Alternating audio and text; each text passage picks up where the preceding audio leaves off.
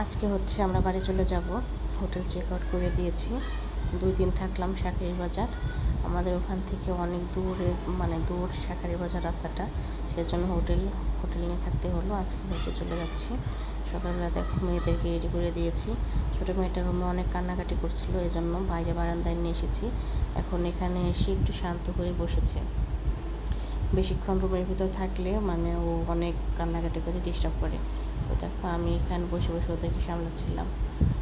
আর পরিবেশটা অনেক সুন্দর ছিল, একদম খুব ভালো লাগছিল আর কি। মানে এটা হচ্ছে